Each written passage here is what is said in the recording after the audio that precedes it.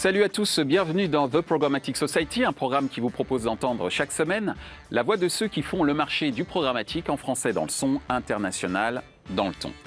Une émission soutenue par Orange Advertising, Index Exchange et Smile Wanted, avec pour partenaires médias CB News et Redcard, partenaire opérationnel, le MBA spécialisé Digital Marketing and Business d'Elefap.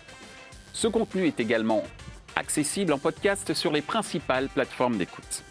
Cette semaine, notre thème est le suivant, l'achat programmatique à l'ère du cookie-less. Le marché publicitaire voit poindre à l'horizon 2022 la fin de l'usage des cookies dans son écosystème. Cookies qui était l'un des maîtres étalons dans la précision marketing. La stratégie d'achat média pourrait donc être fortement chamboulée. Quels sont les principaux enjeux dans l'industrie publicitaire à l'ère du cookie-less ? La fin des cookies annoncée va-t-elle être en faveur des walled gardens ? En termes de ciblage, quelles sont les solutions les plus adaptées, les plus efficaces qui pourraient voir le jour ? Pour en discuter, Nicolas Rieul de Criteo, Augustin Decré d'Index Exchange, Alexis Marcombe de Carrefour Média, Édouard Brunet de Publicis Média. Bonjour à tous, bienvenue sur ce nouveau numéro de The Programmatic Society. Comme tous les numéros, encore un sujet stratégique, puisqu'on va parler du sujet du cookie-less, à savoir la fin des cookies, mais surtout, quel sera l'impact de cette nouvelle ère cookie-less dans l'achat programmatique ? Quel sera l'impact au niveau des acheteurs, mais également l'impact au niveau des éditeurs ? Et pour cela, un certain nombre de questions. Et la toute première question sur les principaux enjeux autour de l'industrie publicitaire à l'ère du cookie-less.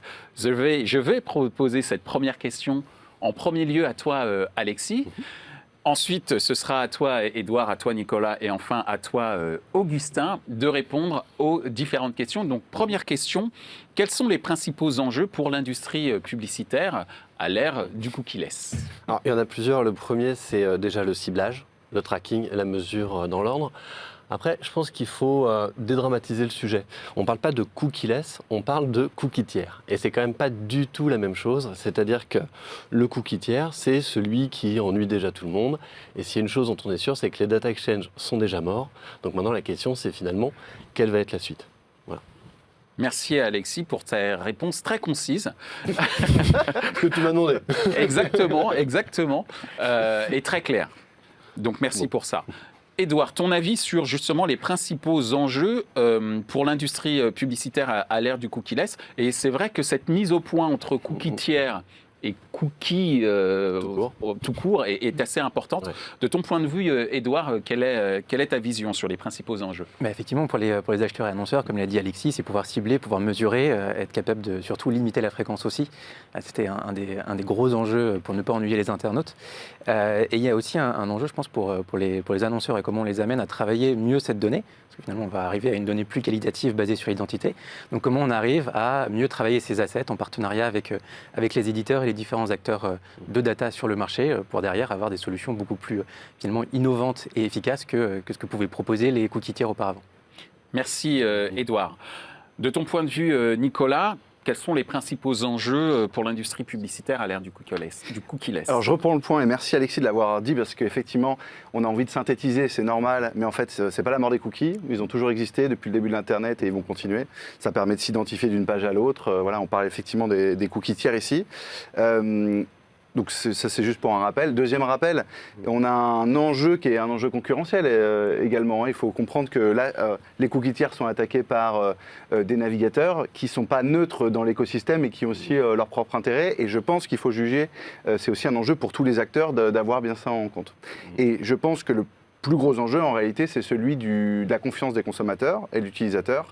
C'est de leur comment effectivement mieux expliquer, mieux les informer, leur donner un meilleur contrôle pour que finalement, les acteurs en responsabilité ne font que de la publicité et le font de façon respectueuse. Il faut comment leur apporter un meilleur contrôle pour donner de la confiance. Merci Nicolas. Augustin, ton point de vue sur les principaux enjeux pour l'industrie publicitaire à l'ère du cookie-less, on devrait dire à partir du moment où les cookies tiers vont disparaître, si je vous ai bien compris, messieurs. C'est bien ça ? qui ont déjà disparu en partie, puisqu'ils ils ne sont plus que sur un seul navigateur aujourd'hui. Je vais reprendre ce que disait Nicolas avant. L'enjeu, c'est l'utilisateur. Il y a une défiance par rapport à notre industrie et qui était associée aux cookies tiers. Donc il faut remettre effectivement l'utilisateur au centre, regagner sa confiance. Et après, le cookie, ça servait à quoi le cookie tiers? Ça servait aussi à transférer de l'information. Et si on ne sait plus transférer de l'information, il y a une partie de l'industrie qui est quand même fortement pénalisée. On parle du programmatique. Donc le cookie passe d'une techno à une autre pour transférer cette information. Donc il faut qu'on trouve quand même des moyens pour se substituer aux cookies tiers, mais on doit d'abord gagner la confiance de l'utilisateur pour après lui proposer des solutions qui seront peut-être meilleures d'un point de vue de la performance, mais aussi de l'expérience utilisateur, quand il aura compris que c'est lui qui a le contrôle sur les solutions qu'on va lui mettre à disposition, le contenu et la publicité, on aura gagné cette bataille. Alors, quand on parle de la fin des cookies tiers, il y a un autre concept dont on parle beaucoup, c'est le concept d'identity, l'identité en français.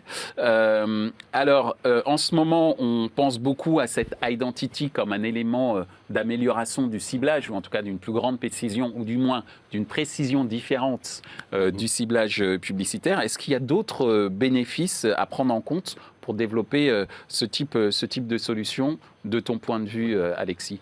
Alors, puisque la fin des cookies, en fait, c'est les cookies tiers, l'ID, c'est basé sur le cookie first party. Donc déjà, ce qui va se passer, c'est qu'il va y avoir un énorme enjeu sur le marché pour chacun des grands acteurs pour être en capacité d'adresser ce cookie first party.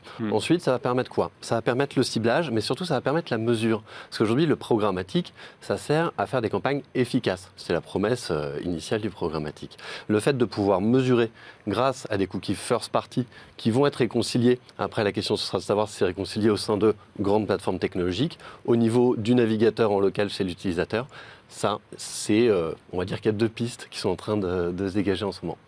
Merci Alexis. De ton point de vue, Édouard, donc l'identity, l'identifiant, je ne sais même pas quelle est la bonne traduction en français, donc si vous l'avez, je suis preneur. À quoi ça pourrait servir d'autre plus que le ciblage? On parle de limitation de la fraude, etc. Donc, quel est ton point de vue? Effectivement, si on est sûr que la personne, de par son identité, pas juste un cookie, c'est plus facile de vérifier que cette personne n'est pas un robot. Non, je pense qu'effectivement, les bénéfices, Alexis l'a très bien dit, c'est vraiment la mesure, être capable de mesurer de manière beaucoup plus précise. Il ne faut pas oublier qu'il y a un certain nombre d'environnements aujourd'hui sur lesquels il n'y a pas de cookies, que ce soit l'applicatif, on voit le développement de la télé connectée. Aujourd'hui, la out of home se digitalise et se programmatise de plus en plus. Donc ça, ce sont des environnements finalement où aujourd'hui on n'a pas de cookies, donc la mesure était un peu plus délicate. Donc ce concept d'identité va aussi nous permettre d'avoir une mesure plus efficace. Je pense qu'il y a effectivement aussi 2-3 éléments à prendre en compte, et un des plus importants sur ce concept d'identité, c'est si on vient développer un langage commun, ce que c'est ce dont Augustin parlait, c'est vraiment un langage commun sur le marché, il est important que ce langage commun soit disponible pour tous.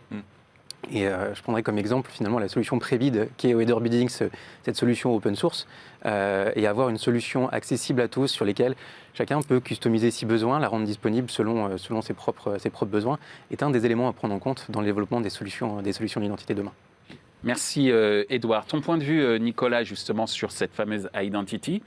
On a compris que c'était important dans le domaine du ciblage. Y a-t-il d'autres applications possibles? Globalement, effectivement, c'est très large quand on parle du sujet. C'est un sujet large, l'identité. L'idée, c'est effectivement je ne sais pas s'il y a un bénéfice direct, en tout cas pour les acteurs du marketing, puisque c'est plus une évolution technique. Donc il y a plusieurs choses. Il y a aujourd'hui des solutions existantes, Alexis l'a dit, en fait être sur les cookies first finalement, donc on est plus sur une logique qui est technique là, dans la façon dont on approche les choses. Et après, il y a d'autres projets en cours, on va dire des projets marchés, voilà, que ça soit, et ça c'est tout l'écosystème qui travaille dessus, pour savoir est-ce qu'on va mettre en place un nouvel identifiant, de nouvelles techniques qui permettraient d'avoir peut-être un meilleur contrôle pour l'utilisateur. Donc je dirais que le bénéfice plutôt de tous ces travaux qui sont faits par l'industrie, c'est plutôt de pouvoir continuer à faire puisque la mesure, le ciblage sont déjà des choses qui sont offertes aujourd'hui globalement. ce que ça peut, les bénéfices aujourd'hui de tous ces travaux de l'intégralité de l'écosystème vont plutôt dans le sens du consommateur et globalement de plus de contrôle, plus de choix. Il est important que chaque utilisateur puisse dire cette publicité me semble trop intrusive, je la vois trop souvent, je voudrais la désactiver. L'acceptabilité de la publicité, elle passera par ça, on le pense, et en soi, ça c'est un gros point, parce qu'on a eu un gros sujet AdBlocker il y a quelques années. Voilà, quand elle sera acceptée, ça sera bon pour les acteurs du marketing digital. Et dans ce sens-là, c'est plutôt bénéfique. Donc une sorte de plus grande responsabilité de l'industrie publicitaire du point de vue des utilisateurs, ou en tout cas vis-à-vis des utilisateurs. En tout cas, grâce à la technologie. Et c'est aujourd'hui très évidemment décentralisé, puisque j'ai mes préférences au sein de ma plateforme, mes préférences au sein de mon navigateur 1, mes préférences au sein de mes applications.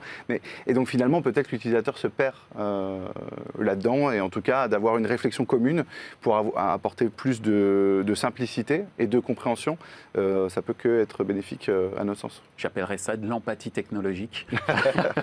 Mais un nouveau effectivement, concept. Ouais, je vais le déposer peut-être. Merci Nicolas. Augustin, ton point de vue justement sur cette fameuse identité qui, on l'a dit, travaille beaucoup au bénéfice, ou en tout cas au service du ciblage. Est-ce qu'il y a d'autres applications possibles ? Il y a 3 bénéfices majeurs. Comme tout le monde l'a dit, on remet l'utilisateur au centre. C'est lui qui décide. On a introduit le consentement explicite avec GDPR. L'utilisateur va aller plus loin. C'est lui qui va nous donner son identité. Donc c'est lui qui va décider. Donc ça, c'est un point très important. Il y a un bénéfice aussi technique. Aujourd'hui, dans la chaîne de valeur programmatique, il y a des synchronisations qui se font. Et il y a énormément de déperditions parce que ça doit se faire très rapidement. Si on est sur ce qu'on appelle, nous, du people-based, de l'identity, il y aura quelques identifiants et ça va réduire considérablement toute cette synchronisation.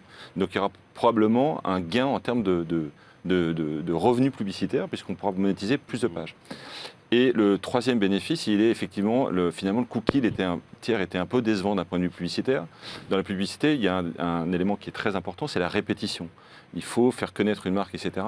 Et on appelle ça le frequency capping. Et avec le cookie, finalement, on travaille très mal parce que le cookie, il est limité à certains environnements, il n'est pas cross-device. Mon ordinateur, il est partagé avec mes enfants, du coup, on ne sait plus trop qui on a en face de soi. Avec le people-based marketing, on a la bonne personne en face de toi. Donc on peut travailler ces logiques de répétition qui sont la base du marketing, de la publicité. Donc il y a plein de bénéfices à travailler sur du people-based marketing ou de l'identity. Oui. Alors justement, tu viens de prononcer un concept qui est très très important sur le marché de la publicité. Tu as parlé de people-based marketing. Et quand on pense à ce concept-là, on pense bien sûr au walled garden. Et quand je parle des walled garden, je parle bien sûr des plateformes, pour expliquer à ceux qui nous écoutent, sur lesquelles il faut intégrer son identifiant, qui est très souvent son adresse email, et son mot de passe pour accéder à un certain nombre de services, très connus sur les sites marchands, mais également sur les plateformes de communication, comme peut l'être Facebook, par exemple. Ces fameux walled garden qui ont besoin de cet identifiant, est-ce que ce ne sont pas, entre guillemets, les grands gagnants de la fin de ces cookies tiers ? Ton point de vue, Alexis ? Aujourd'hui, la question, ça pourrait être de se dire, est-ce que les walled gardens sont déjà les grands gagnants de la publicité sur Internet ? Tout court, avant de savoir même si c'est les gagnants du cookie tiers. Après, si je prends les walled gardens, c'est d'avoir de la donnée loguée. Nous, on est ouvert chez Carrefour 7 jours sur 7. On est très ouvert tout le temps et 365 jours par an, et c'est la même chose pour notre donnée, qui est people-based. C'est-à-dire qu'on a aujourd'hui la plus grosse base de données people-based, omnicanal d'ailleurs, en France. Donc on est en capacité de jouer sur ce terrain-là. Et après, il y a des initiatives qui se structurent, et ce qui est certain, effectivement, compte tenu des investissements technologiques monstrueux que ça indique, que ça implique, parce que gérer de l'identité, ça ne se fait pas de manière simple avec 2 serveurs et 3 développeurs. Il faut vraiment beaucoup de structures et il faut une capacité à aller contracter des accords, des deals avec les plus gros partenaires du marché, puisque finalement, on est toujours basé aujourd'hui sur un cookie. il va être first party, mais c'est un cookie. Donc, il va falloir synchroniser avec une plateforme SSP ou de header bidding, avec un shopper graph, avec éventuellement un site e-commerce, qui eux-mêmes ensuite vont aller se synchroniser avec les différents walled gardens du marché. Donc, finalement, aujourd'hui, on n'a pas d'autre choix que de reconnaître que oui, ça va favoriser les walled gardens, sans le moindre doute. Mais finalement, est-ce que ça va plus les avantager qu'ils ne le sont déjà ?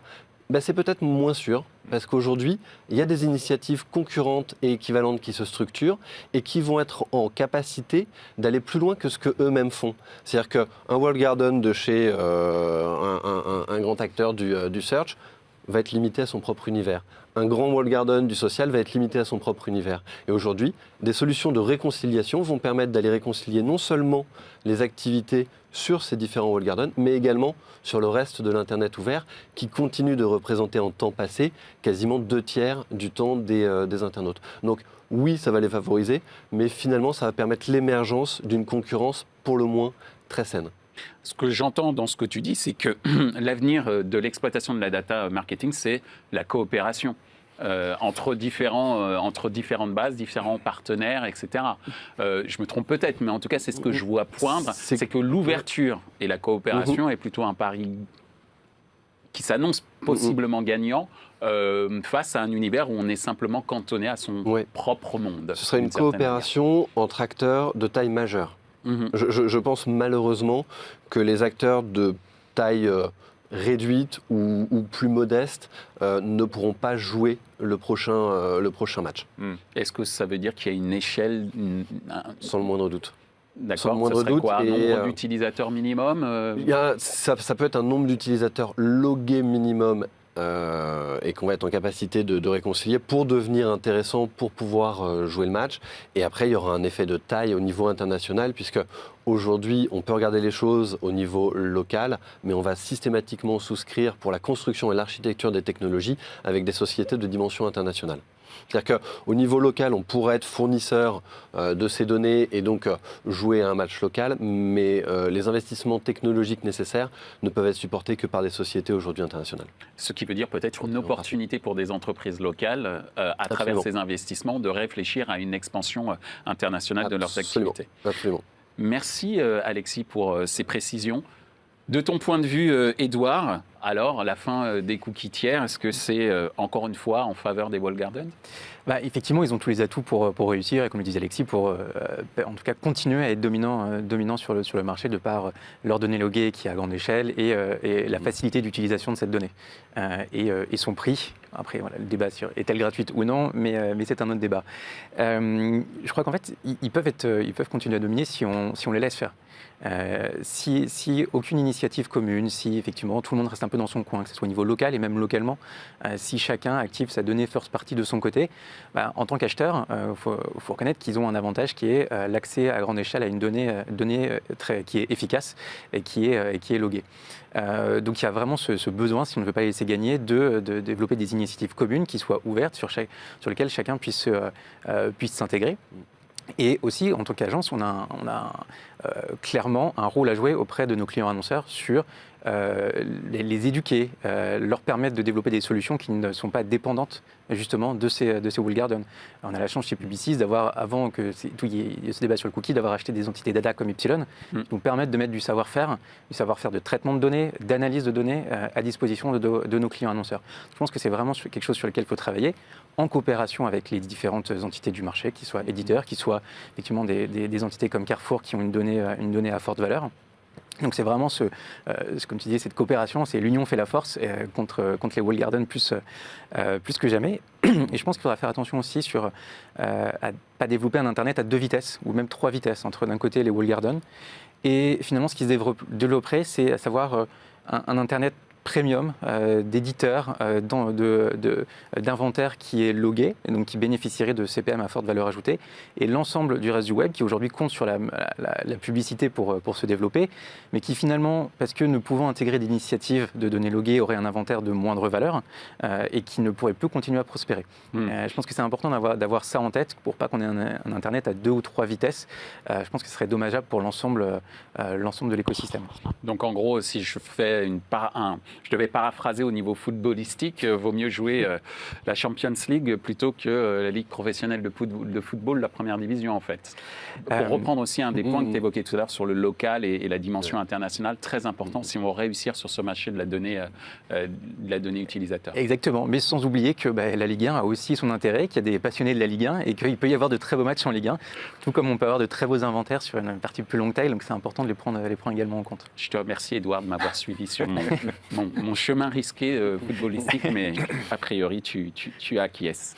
Nicolas, ton avis justement sur ces fameux walled gardens qui pourraient être les grands gagnants de la fin des cookies tiers. C'est un débat qui nous anime tous. Quel est ton point de vue ? J'espère que ce ne sera pas le cas. Je pense qu'il y a un gros risque parce que effectivement aujourd'hui globalement ces walled gardens travaillent au sein de leur propre walled garden, donc ça leur va très bien que l'extérieur finalement ce soit plus possible de travailler de la même façon là-dessus. Donc on en a parlé tout à l'heure, il y a déjà des solutions qui existent, donc j'espère qu'on n'arrivera pas justement à avoir plusieurs leviers, plusieurs vitesses, et notamment des petits acteurs. Et je pense qu'il faut qu'on se batte pour que des petits acteurs, les plus petits des publishers, qui n'ont pas les moyens d'investir, de développer des technologies, soient pas les grands perdants. Par contre, le programmatique, en réalité, c'est l'union. C'est-à-dire que ces walled gardens, qu'est-ce qu'ils offrent ? Ils offrent un reach mondial et du ciblage, a priori, qui fonctionne. C'est pour ça que c'est intéressant. Le programmatique offre un reach mondial et des possibilités de ciblage. Donc en fait, le programmatique, c'est déjà l'union des acteurs pour offrir une alternative.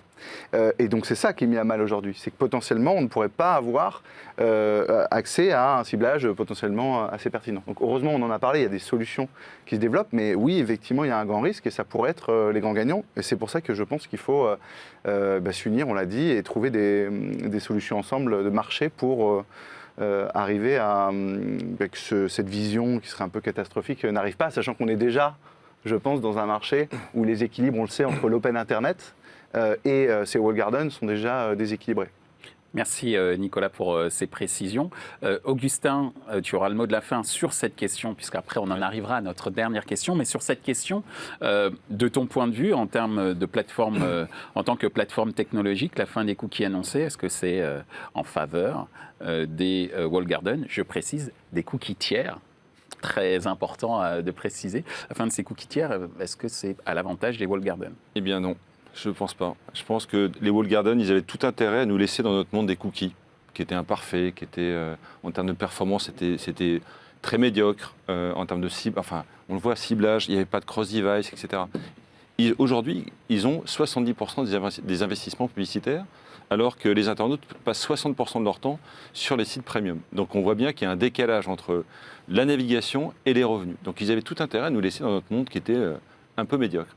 Je pense que c'est une vraie opportunité pour nous. Voyons ce qui a fonctionné avec les walled gardens, le people base, la relation directe avec l'utilisateur. C'est ça, c'est une vraie opportunité. On va switcher d'un environnement qui était médiocre à un environnement qui sera bien meilleur. Alors effectivement, il faut du reach. Et comme l'a très bien dit Nicolas, le reach, on l'a. On l'a parce que tout est interconnecté. Voilà. Après, ça sera effectivement un partenariat global contrôlé. Aujourd'hui, avec le cookie, c'est la jungle, c'est-à-dire que n'importe qui peut prendre la data des autres, c'est un peu le data leakage, c'est une catastrophe. Avec l'identity et le people base, ça sera mieux contrôlé. Donc ça sera beaucoup mieux. Moi je pense que pour les walled gardens, c'est une catastrophe qu'on commence à s'organiser et qu'on commence à proposer des solutions qui ont fait leur succès. Alors, merci Augustin pour cette précision. Tu viens d'évoquer le fait qu'il y a pas mal d'initiatives actuellement pour justement répondre à ces nouvelles exigences en termes de précision, de ciblage et de mode opératoire également dans ces différents ciblages. Cela dit, dans beaucoup d'annonces qui sont faites, ça repose encore beaucoup sur des cookies. Alors est-ce que ça veut dire qu'il pourrait y avoir des solutions qui seraient encore plus adaptées et plus efficaces à la nouvelle réalité de demain ? Quel est votre avis là-dessus, Alexis ? C'est une bonne question. C'est-à-dire que, est-ce qu'il y aura un jour plus de cookies ? Peut-être, mais de la même manière qu'on avait annoncé la mort de la publicité en 2005 quand on a coupé les pop-up, bon, Il semblerait qu'on ait tous survécu. Donc, quand bien même demain on devrait se retrouver sans cookies, on aura trouvé l'alternative qui nous permettra de jouer. Aujourd'hui, il y a des initiatives qui sont sur de la synchro de cookies first party côté serveur. Il y a des sociétés qui commencent à travailler sur des solutions qui sont vraiment locales au niveau du navigateur pour ne pas synchroniser les cookies, mais directement identifier. Et tout se passe en local au niveau de l'utilisateur. Et donc là, en termes de respect de la privacy, on est au top. Donc, voilà, le fingerprinting, j'y crois assez peu, parce que c'est clairement pire que tout ce qu'il y a pu avoir. Je pense sincèrement qu'on arrivera à passer assez largement. Quelle solution gagnera finalement? Je pense que c'est moins la question que savoir quelle coopération on aura entre géants. Et peut-être qu'on pourrait imaginer qu'un système avec une reconnaissance au niveau local navigateur puisse cohabiter avec une solution tierce qui se passe côté serveur ou autre. Voilà, je pense que le point est vraiment celui de la coopération et je vous rejoins vraiment tous les deux sur le sujet. Merci Alexis. De ton point de vue, Édouard, sur effectivement des solutions à venir qui pourraient sortir définitivement de cette solution basée sur les cookies, quoi. Alors, j'ai oublié ma boule de cristal à la maison, donc là, malheureusement, je n'ai pas la réponse. Donc, je pense qu'aujourd'hui, c'est difficile de savoir quelle sera la solution, qu'elle soit technologique ou en termes de coopération, qui sera la gagnante ou qui sera la meilleure. Des initiatives de cookies, il y en a depuis à peu près 2 ans qui se lancent régulièrement. Il y en a encore une dernière qui s'est lancée il y a quelques jours. Donc aujourd'hui, c'est encore très difficile de savoir ce qui se passera à terme. On voit déjà depuis l'annonce de Chrome sur l'arrêt des cookies tiers que Google a fait des propositions pour donc la Privacy Sandbox, qui a déjà eu plusieurs versions sur cette partie, donc avec la dernière en date, Turtledove. Derrière, il y a eu des réponses de Criteo. Il me semble qu'il va y avoir une V2, qui est en tout cas une nouvelle réponse qui va arriver, donc la réponse Sparrow. Donc ça évolue très vite, de plus en plus vite. Donc je crois qu'il est urgent d'attendre, non pas dans une démarche attentiste, mais de voir quelles sont l'ensemble des solutions qui sont proposées, de voir quels sont les meilleurs partenaires, les meilleures solutions technologiques, dans le respect de l'utilisateur, toujours d'avoir ça en tête, et de voir effectivement les mois à venir quelle sera la meilleure solution et qui puisse satisfaire aussi bien éditeurs qu'acheteurs et annonceurs. Merci Édouard. Nicolas, ton avis est attendu.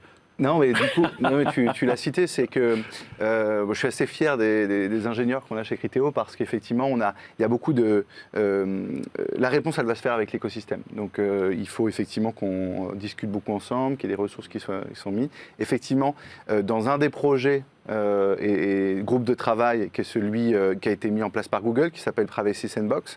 Il y a des propositions qui étaient jusqu'à présent des propositions plutôt en fait des ingénieurs de Google, alors que ce projet, en tout cas comme il est présenté, est plutôt collaboratif et donc chaque acteur de l'industrie peut collaborer. Donc on a joué le jeu du coup effectivement chez Criteo. On a fait une proposition qui s'appelle Sparrow en réponse à Turtledove. Je vous invite à aller regarder ces propositions. C'est assez technique et je pense que voilà. Il y a des bons marketeurs chez vous. Personnellement, je ne pourrais pas rentrer dans ce niveau de détail, mais globalement, on avait par exemple une proposition de Google qui proposait finalement de faire du bidding. Donc des enchères en temps réel au niveau du navigateur qui semblait sans doute pour les ingénieurs de Criteo pas un endroit neutre déjà et puis aussi pas un lieu où en local on puisse avoir la puissance nécessaire pour le faire. Donc là la proposition Sparrow propose d'avoir un tiers de confiance, un gatekeeper qui, lui, gérerait ses identifiants, qui serait neutre au sein de l'industrie. Mais encore une fois, ce n'est qu'une proposition qui est, effectivement, tu parlais d'une V2, c'est une discussion constante parce que ça doit être des échanges, que chacun donne son avis pour, espérons, avoir une réponse commune qui réunit toute l'industrie.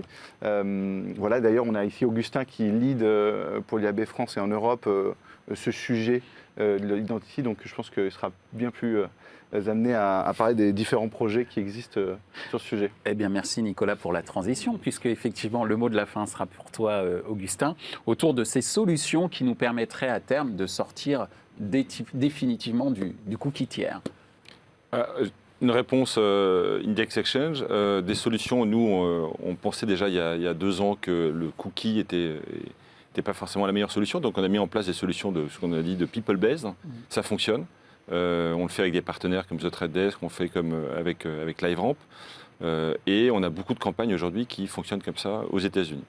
On va les lancer très prochainement en Europe et en France. Après, notre industrie, elle s'est en permanence réinventée. C'est-à-dire que si on regarde les 20 dernières années, et en permanence, il y a eu des évolutions, on était au pied du mur, on a su se réinventer, etc. Donc aujourd'hui, on est dans une phase où, effectivement, on a 2 ans, on sait qu'on a 2 ans avant que le cookie tiers disparaisse définitivement ou pas. Voilà. Et il y a plein d'initiatives. Effectivement, il y a une initiative sur l'IAB avec Rearc, qui met effectivement l'utilisateur au centre. Et je pense que c'est un des points clés de la prochaine solution, c'est remettre l'utilisateur au centre et que ce ne soit pas un accessoire, que ce soit vraiment lui qui décide. Et c'est le cas pour le People Base ou d'autres solutions. Il y a des solutions qui sont proposées par Google Privacy Sandbox, effectivement, où ils veulent fédérer aussi l'ensemble des navigateurs. Il y a des solutions contextuelles, des solutions de first party. Et pour paraphraser un peu ce que disait Alexis, évitons les solutions où l'utilisateur n'aurait pas de contrôle. Par exemple, le fingerprint. Le problème du fingerprint, c'est que l'utilisateur ne sait pas qu'on le cible et il n'a aucune possibilité d'arrêter, de dire ouais, stop. Ce qu'il faut, c'est que toutes les solutions qui vont remplacer le cookie tiers, que ce soit l'utilisateur qui décide oui ou non de son utilisation. Merci Augustin, merci Nicolas, merci Édouard, merci Alexis pour avoir répondu présent à cette invitation de The Programmatic Society New Look, puisque nous sommes maintenant dans des nouveaux studios. J'espère que vous avez pris plaisir autant que j'ai pris plaisir à animer cette émission et que j'espère, et j'en suis sûr, les auditeurs et les téléspectateurs auront plaisir à nous regarder. Merci encore et je vous dis à très bientôt. Merci Michel. Ainsi s'achève ce débat autour de l'avenir de l'achat programmatique à l'ère du cookieless. Les points à retenir de nos échanges sont les suivants. 1. Quand on parle de la fin des cookies ou cookieless, il est surtout question de la fin des cookies tiers. 2. Remettre l'utilisateur au centre des futures stratégies de ciblage, notamment en respectant les choix de ciblage de l'internaute, seront un impératif à l'avenir. 3. Engager une politique de people-based marketing, notamment face au walled garden, exige une coopération des grands acteurs de l'écosystème publicitaire, tant au niveau local qu'au niveau international. Ce contenu est accessible en podcast sur les principales plateformes d'écoute. Merci à Index Exchange, Smile Wanted, Orange Advertising pour leur soutien, ainsi qu'aux partenaires médias, CB News et Redcard. Sans oublier le partenaire opérationnel, le MBA spécialisé Digital Marketing et Business de l'EFAP. Merci également à l'ensemble des équipes d'Altis Media pour la réalisation de ce programme.